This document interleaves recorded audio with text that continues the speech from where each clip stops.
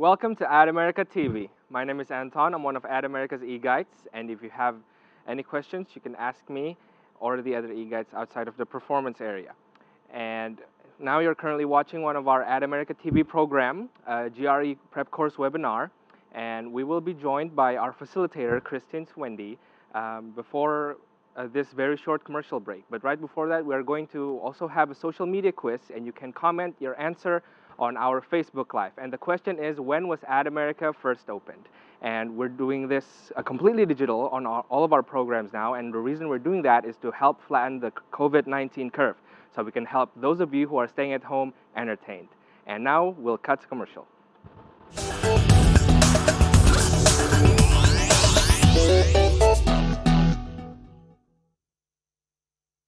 Hi everyone, I'm Fina, one of the advisors for EducationUSA here in Atamerica, who is ready to help you with your study plan in the United States. We can help you with many things, and here are some of the services that we provide for you guys. And how can you get access to any of this? Very easy. Simply email us to jakarta.atamerica@educationusa.org. We look forward to it.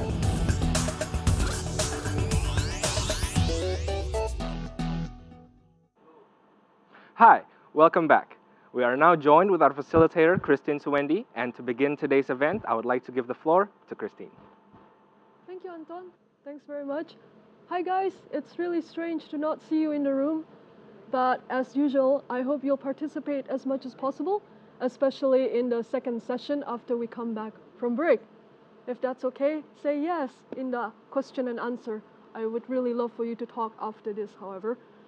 So today, you might be a little tired of this by now, but we're going to go through one last time reading comprehension strategies, and then after that, we're going to take a long lunch break. Please don't disappear. Come back and we'll talk about scoring methodology for the essay, the analytical writing section of the GRE.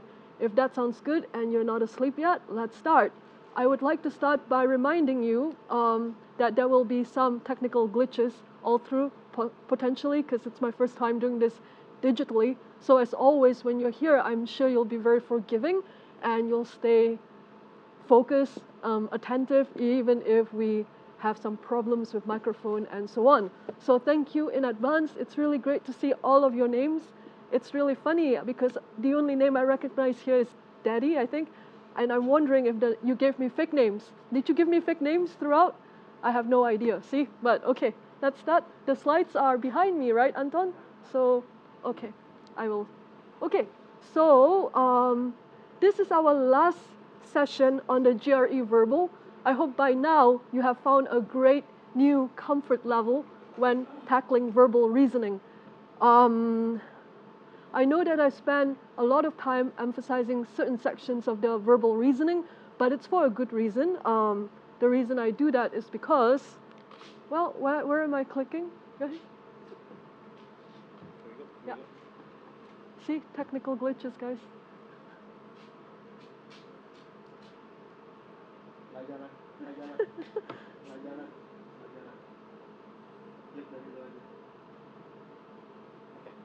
All right. Just say next.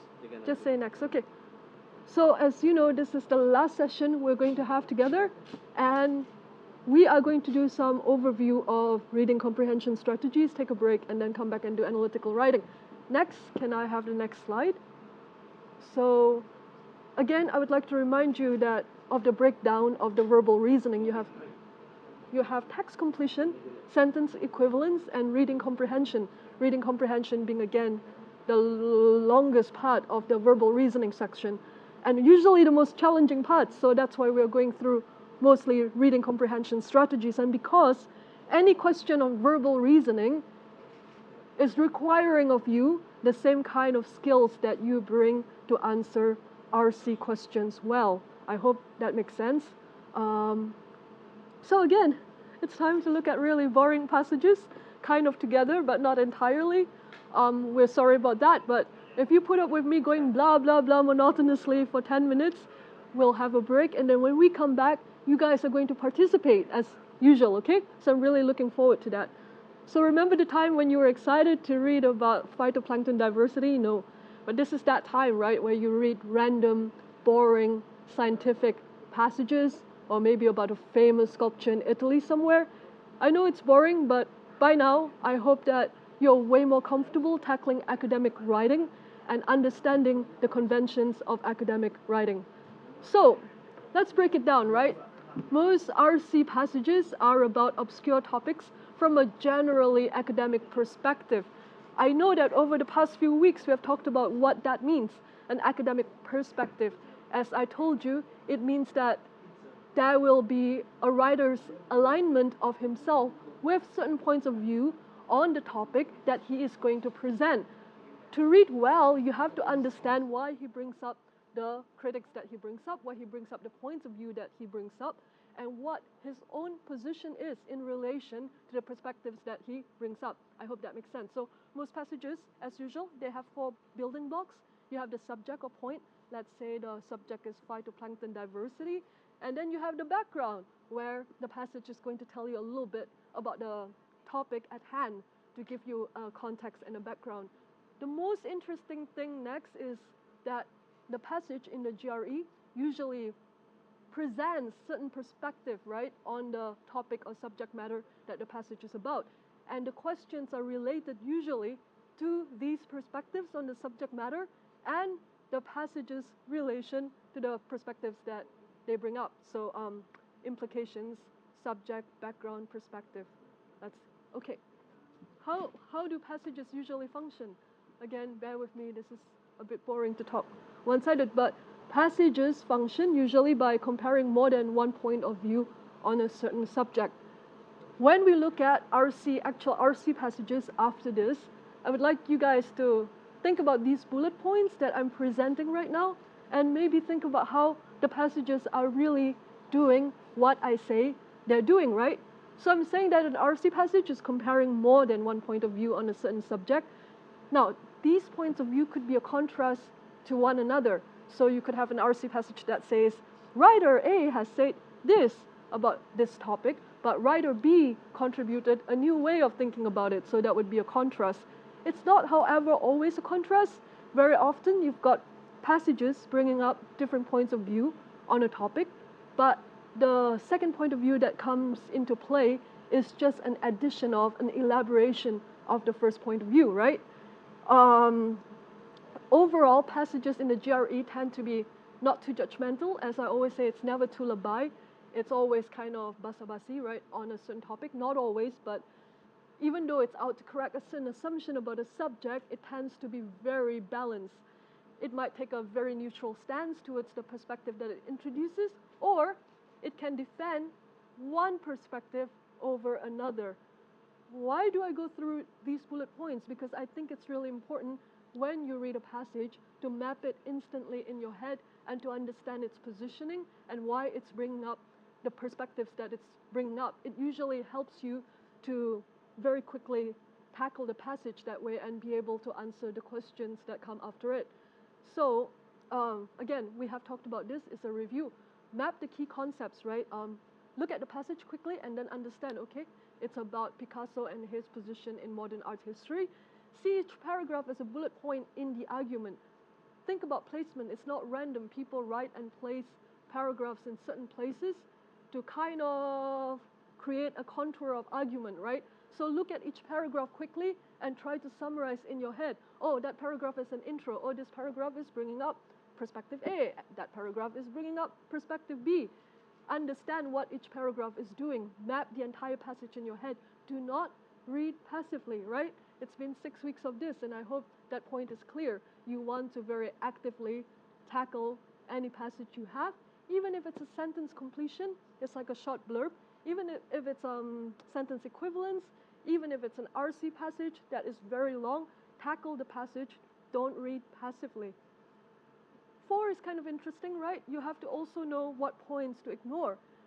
The interesting thing about the GRE is that there aren't a lot of points you can ignore.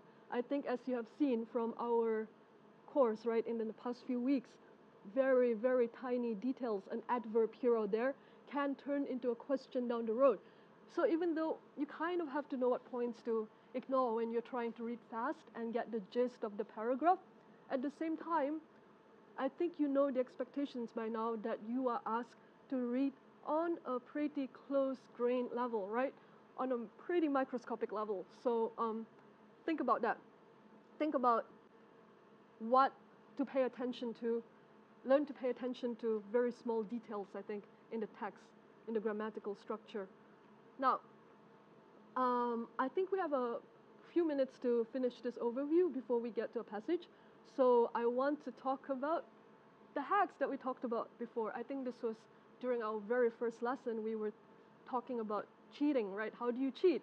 What if you have no time? You've got 2 minutes left and 5 reading comprehension passages to answer. The passage is long, you have no time. So let's think about the pattern, right? Again, there is a certain pattern where the answers are created to trick you.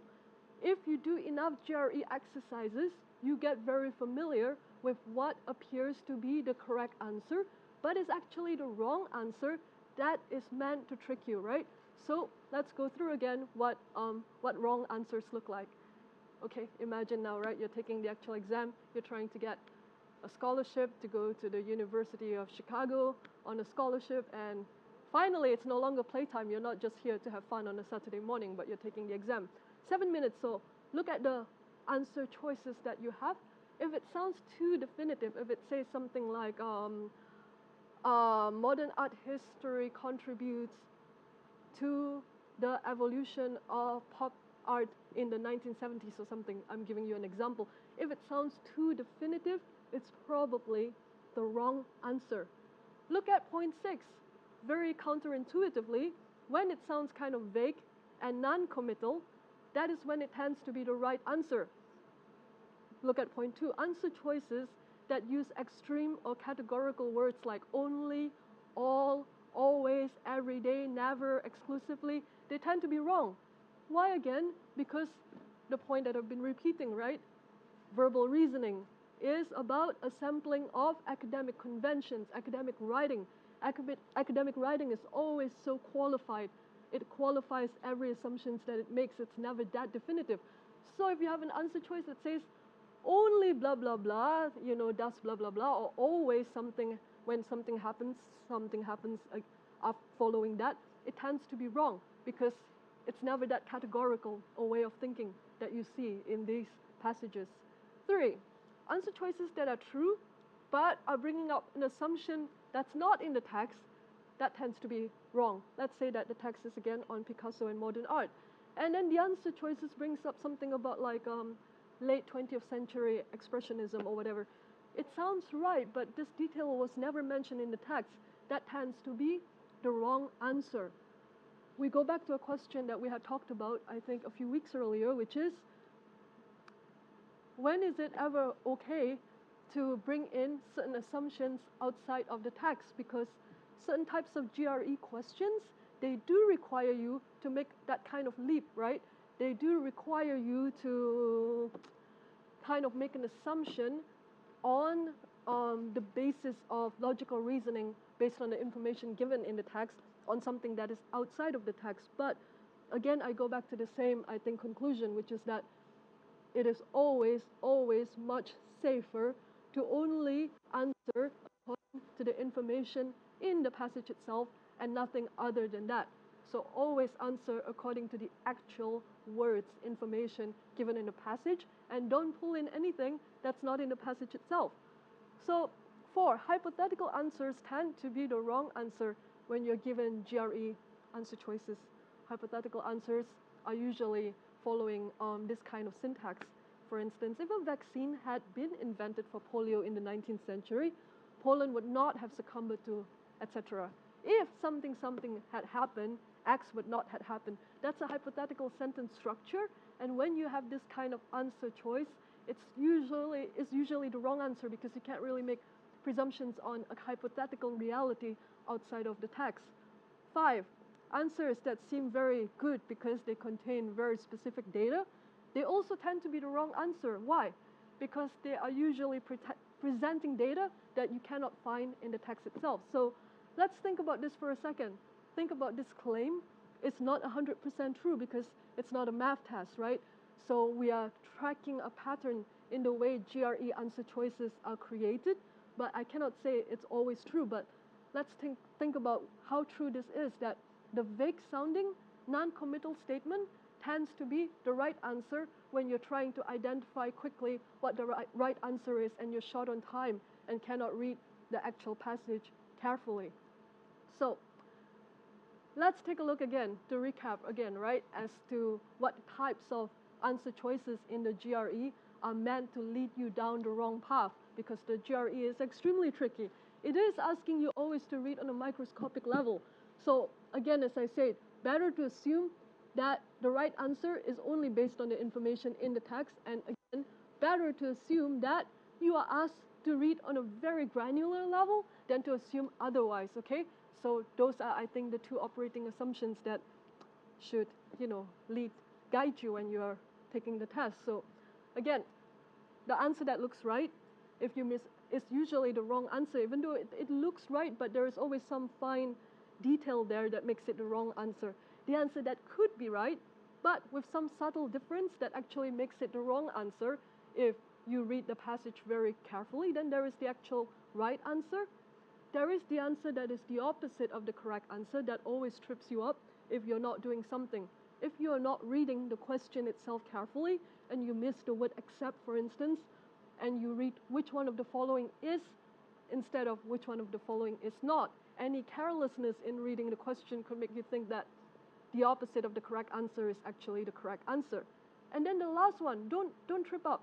There is always the very flowery, elaborate answer that when you're rushing, you might think, okay, that sounds right, because it's a very long sentence full of details, very pretentious answer, probably the right answer, because it sounds so impressive, but it isn't. Why do I point this out? Because I guess I'm saying that there is no shortcut. On some level, there are shortcuts. You learn to discern the tricky ways in which the answer choices which are wrong are presented to you as almost right. But really, the only way to master this is to be able to close read the passage quickly, but maybe knowing the patterns of the answer choices could help.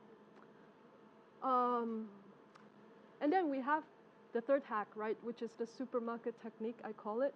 There are a couple of handouts from this week, and one of them I thought was the best resource that I ever found online on reading comprehension strategies. So the PDF is really ugly, but I really recommend it. I thought it was one of the best guides on just hacks, strategies to guide you through the RC. Because hack 3 is rather long, I'm just going to do a time check. Anton, do I have time, like before how many minutes do I have before I have to take a break?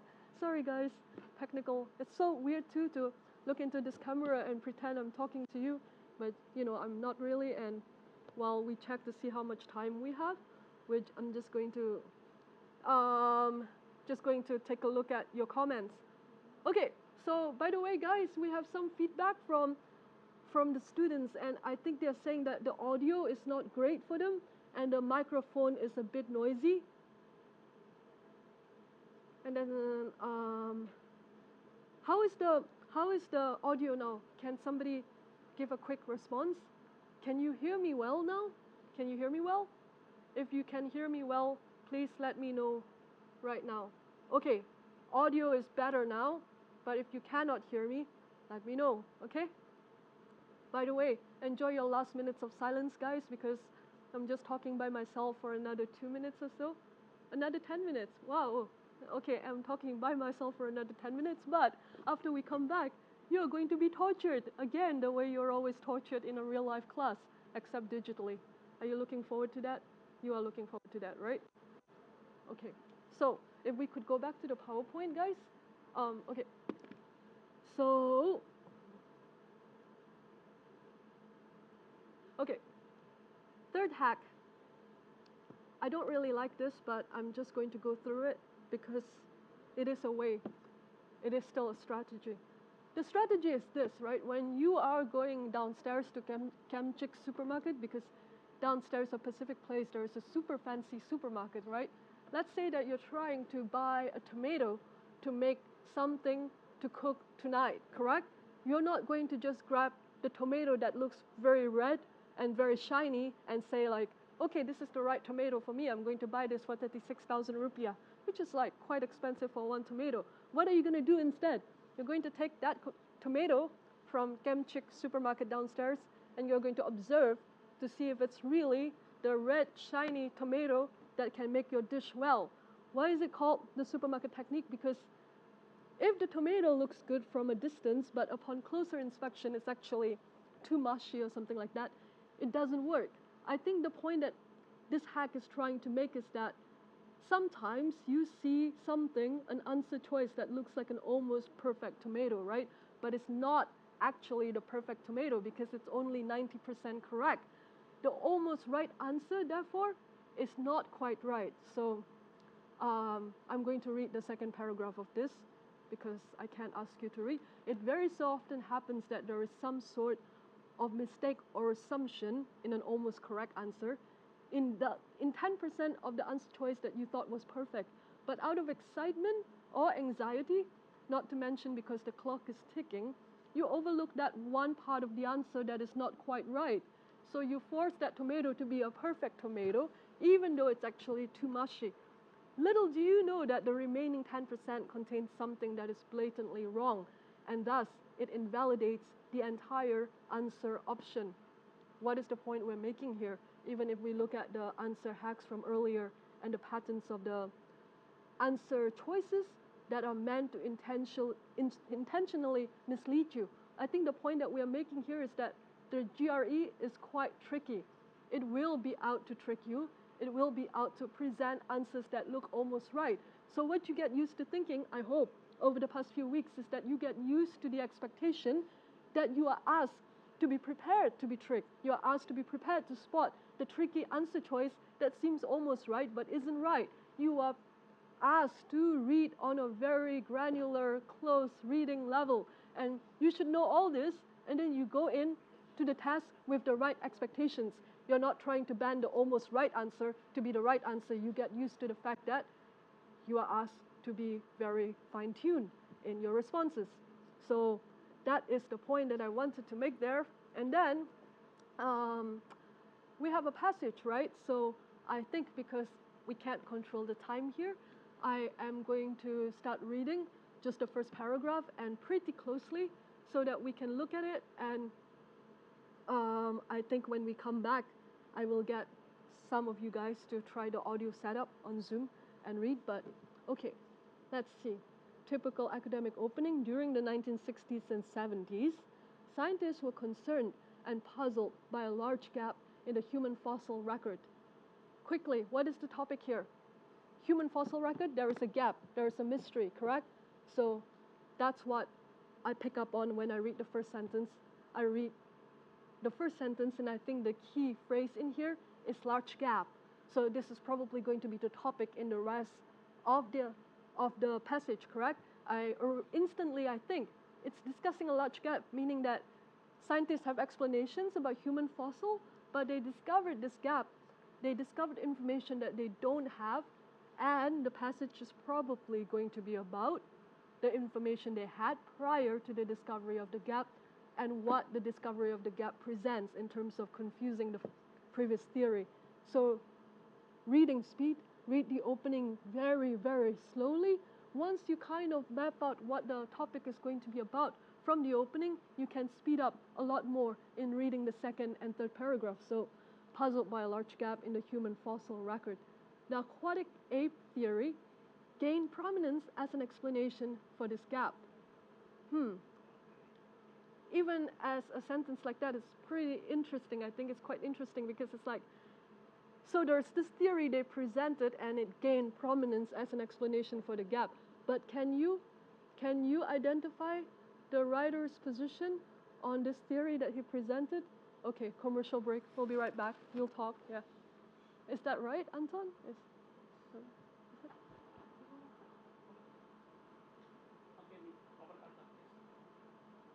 Hi. So we have covered a couple of tricks for the GRE verbal. We now know that the passages will try to trick you, and if some of the answers are too definitive, that might just be the wrong answer, and you might want to go with answers that are more vague and non-committal. And we'll be back after this very short break, and we'll be back with more tips and tricks on how to tackle passages, but we'll be back after this very short break.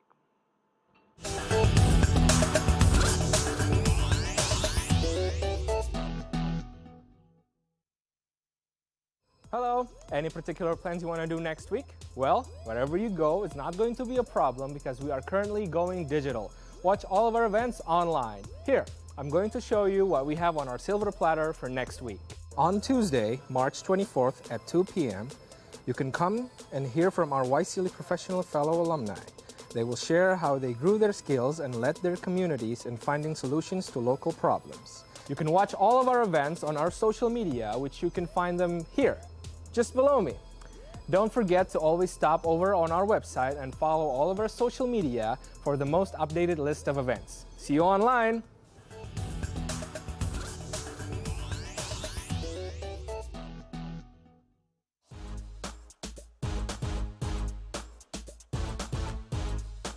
Hi everyone! Do you want to create cool and inspiring events at atamerica? Easy! You can go to our website at www.atamerica.or.id. If you've clicked it, then choose Create an Event, then click Collaborate with Us, fill the form, upload your documents if needed, then click Submit. Still confused? Then you can download a proposal example as your guide. After you have submitted your proposal will be going through a review process by our team. And why are you still here?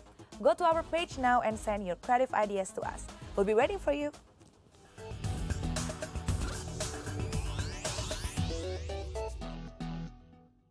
Hi, welcome back.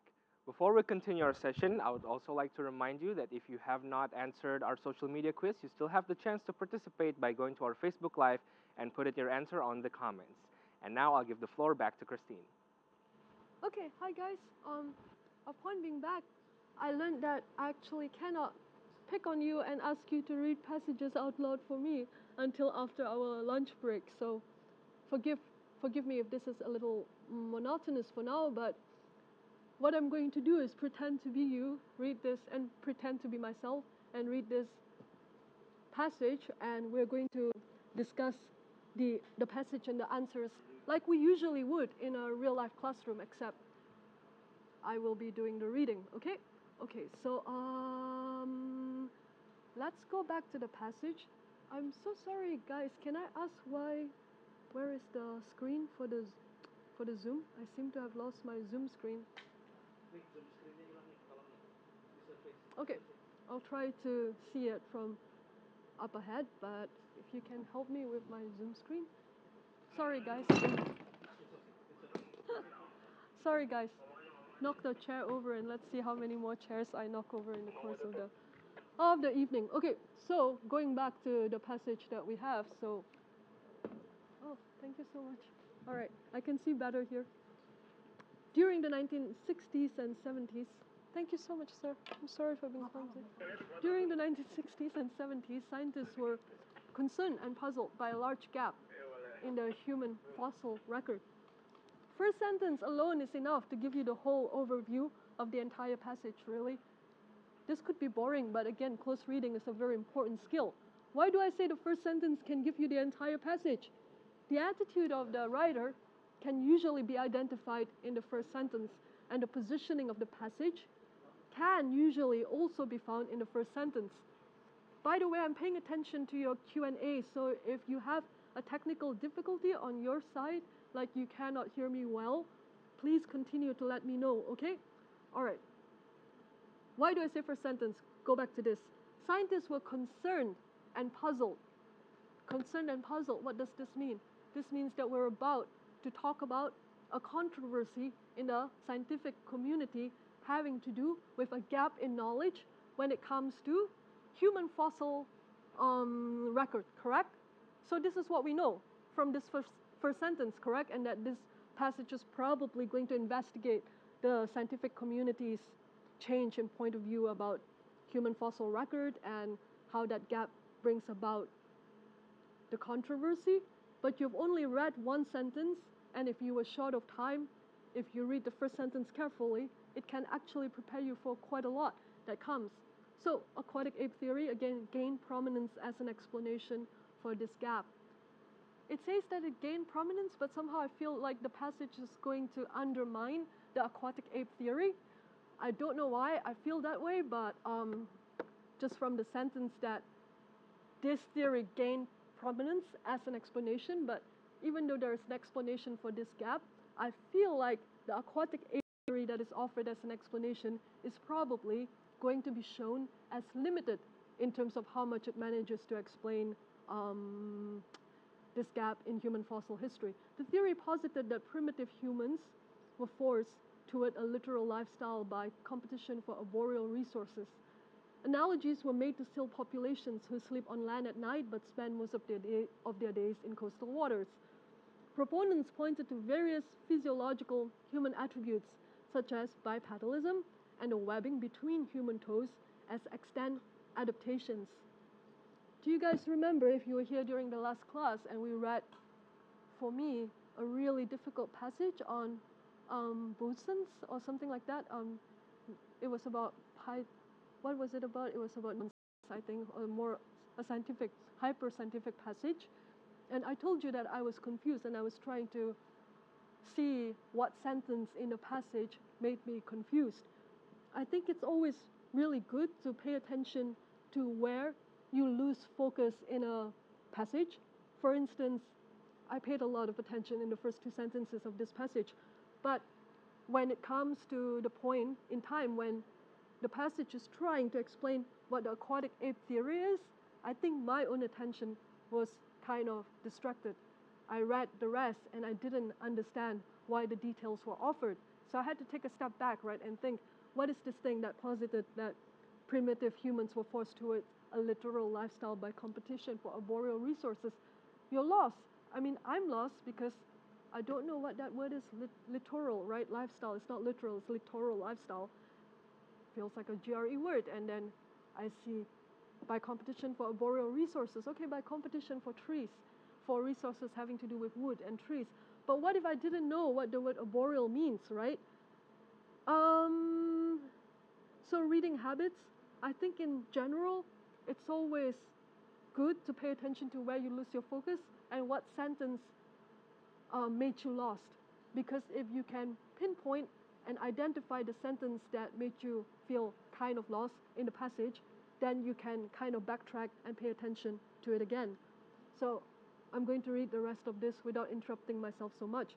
So this theory refers to the aquatic ape theory, posited that primitive humans were forced toward a littoral lifestyle by competition for trees and woods for arboreal resources.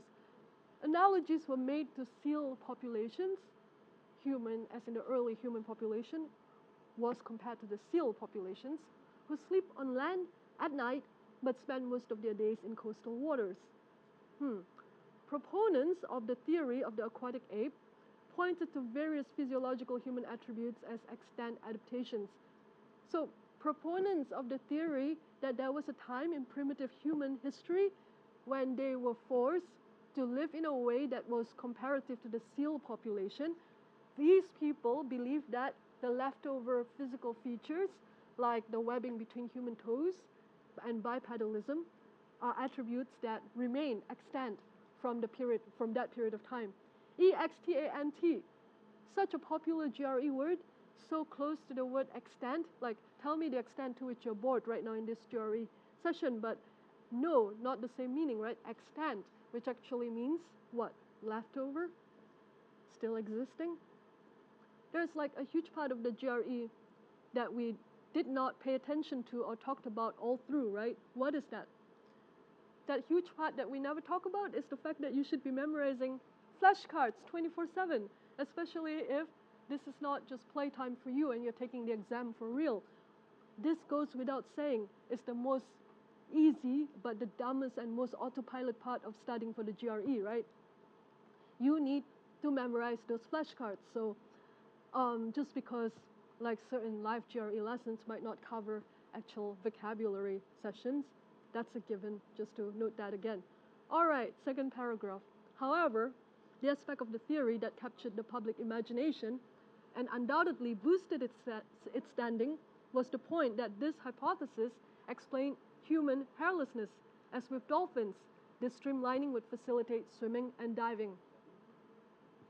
Proponents noted that the remaining body hair would match the flow of water, and extreme advocates explained the gender difference in hair by suggesting that females much more rarely ventured out of the shallows and into the putatively more dangerous forests and savannas.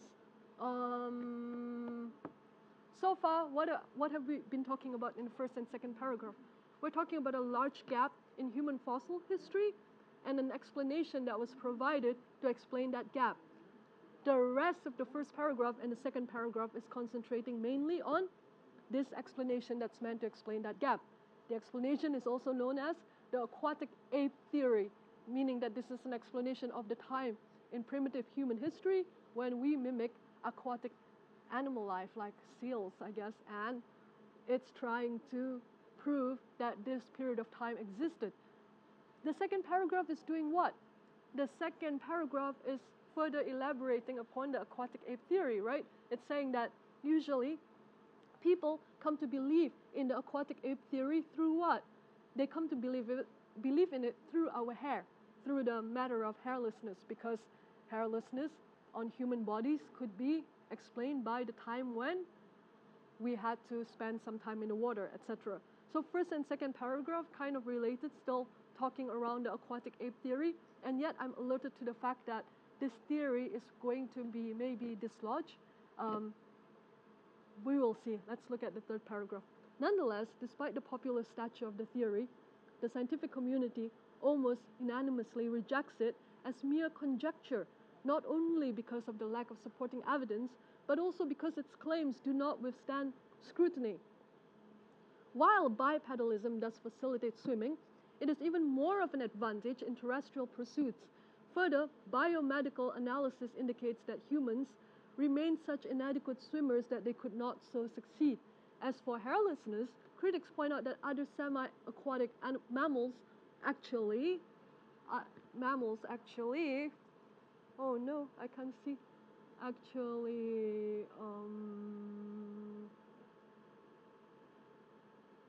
yeah,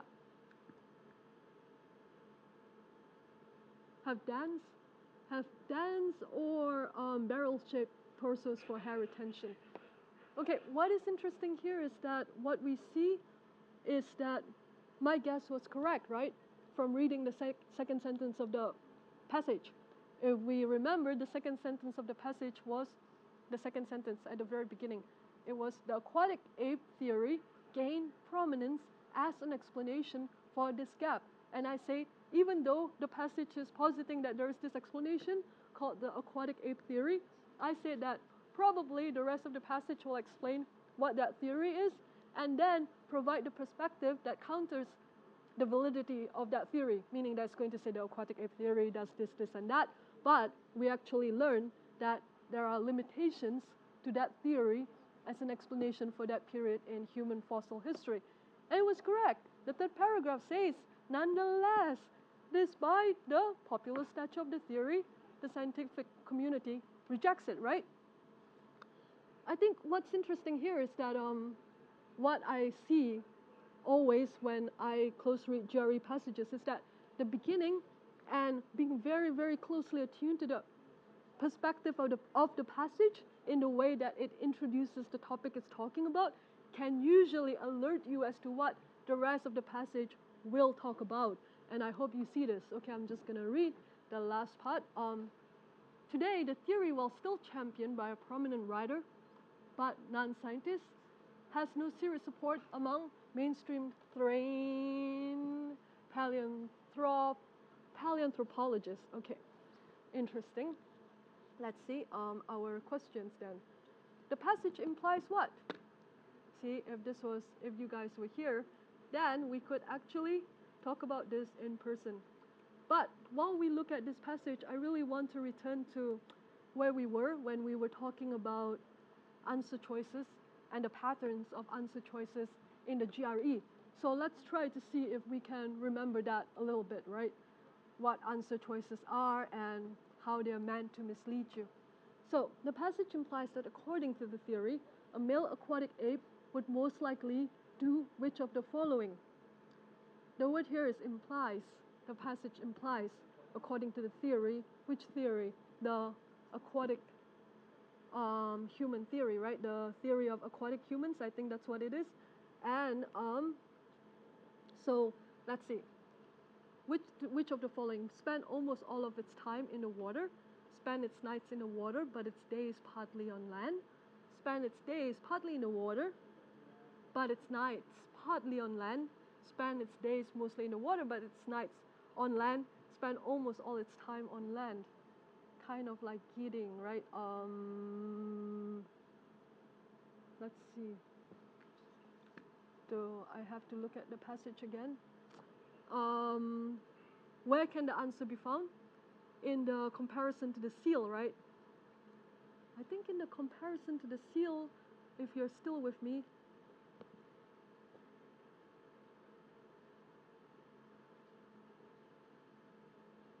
yeah, sorry guys, I see a question and answer. Sorry for the bad justification of the paragraph. Thanks for pointing that out. See, it's a little interactive when you're complaining about the setup, like the audio and the paragraph not being justified, and then I can see it, and it feels like we're actually in a discussion. Okay, so again, the question is, the passage implies that according to the theory, a male aquatic ape would most likely do which of the following? So, remembering the passage a little bit, you kind of figure out that that discussion of the seal population happened where? The discussion of the seal population happened in the second paragraph, I think. Is it in the second paragraph? In the third paragraph? Seal population. Oh, first paragraph actually. Third sentence in the first paragraph. Let's revisit that. At the very top, first paragraph, third sentence. This theory posited that primitive humans were forced toward a littoral lifestyle. Analogies were made to seal populations who sleep on land at night but spend most of their days in coastal waters. So in the daytime, the seal is in the water, and at night they are on the land, correct? So in this case, what would be the right answer? It would be D, right? Spend its days mostly in the water, but its nights on land, if that makes sense. Why would they ask you such a question? Because the answer choices are meant to sound really repetitive and to trip you up. You have to think, what? Day in water, night at night, night on land, day in land, night in the water, etc. Is it supposed to trip you up? Not sure. Let's look at the other one. Author describes a remaining proponent of the theory as a non-scientist in order to do which of the following? Okay, let's look at the sentence it's talking about. I hope you can see it. The sentence that it's talking about is actually the last sentence at the bottom. Second, the two sentences at the very bottom of the passage, right?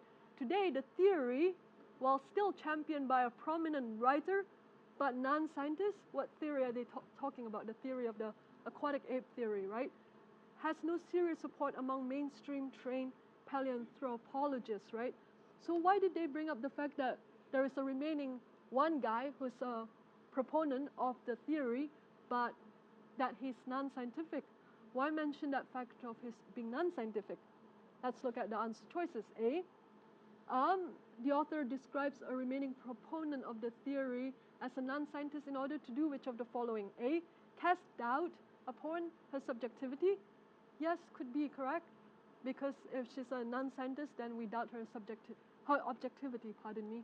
2, tout the superiority of common sense over academics. Not really. C, cast doubt upon her expertise. Could be. D, cast doubt upon mainstream paleoanthropologists. No, the passage is more so aligned with mainstream paleoanthropologists, correct? And then E, illustrate the sexism of mainstream scientists. I wonder if Budi is here. This is where I would usually turn to Budi and say, which answer is it? What do you think? I think it's between A and C, correct? Let's look at answer A again. Cast doubt upon her objectivity, and C, cast doubt upon her expertise. Which is it? Cast doubt upon her objectivity or upon her expertise?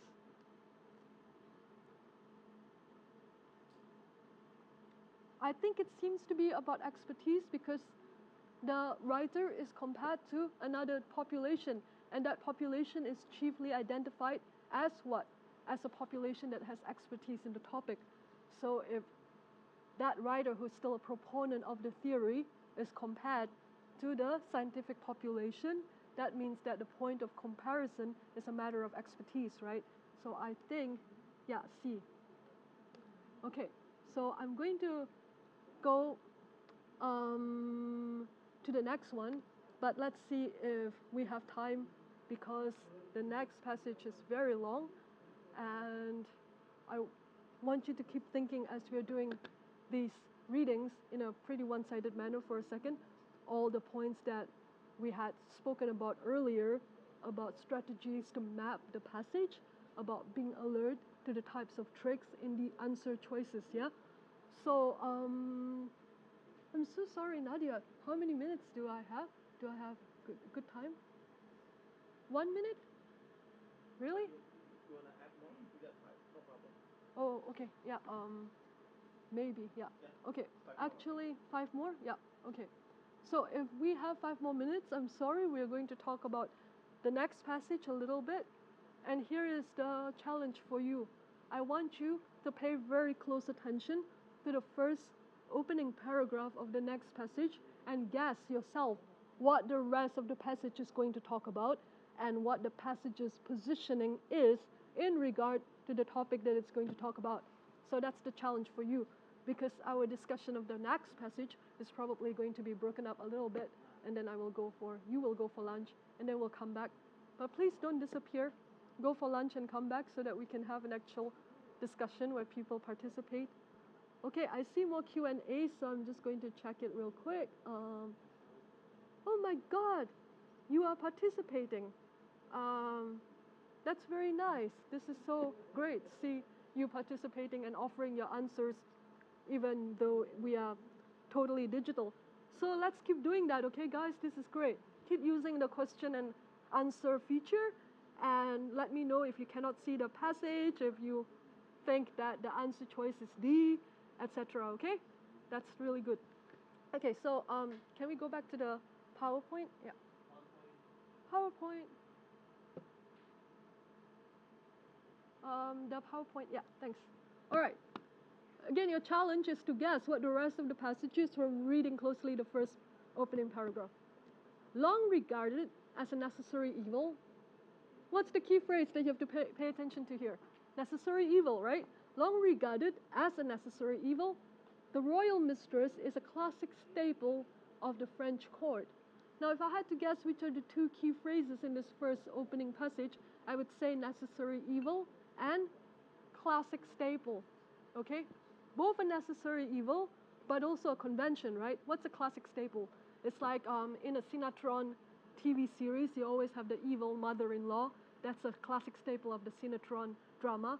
And here, it's kind of saying the same thing. The royal mistress, which is the mistress figure, regarded always as a necessary evil, is also always a staple of the French court. Can you tell yet what the rest of the passage will be about? Is it going to be about the figure of the evil mistress? What is it going to be about? Because that's the challenge. Read closely, just the opening, and figure out the rest of the passage. It was hardly a new trick for a monarch to use mistresses and political advisors as scapegoats. But the Bourbons did it with their own particular flair and brand of ceremony. What's the key word here? Scapegoats, right? So the mistresses who are necessary evils and they always appear in the French court are always used as scapegoats. This is what we know so far from the opening. So we think the rest of the passage is probably going to discuss these 2 key features, right? The mistress figure in the French court and the use of them as a scapegoat, correct? So that's it. Maybe if you don't have time, you don't have to read the rest of the passage. Look a little bit at the questions, right? And see if you can figure out the answers just from closely reading the first opening. So primary purpose of the passage, and then question 18 is asking you to actually read the passage. So we go back to the passage, I think. But I think if you look at the questions a little bit, because I know that this is a hack that most of you do, which is to read the questions first and then read the passage after that. If you read the questions, I think you can see that you can guess a lot of the answers if you had no time to read the passage based on just a very slow, close reading of the opening passage. But I will go back to the opening passage, right? So let's go back to the opening passage. But the Bourbons did it with their own particular flair and ceremony.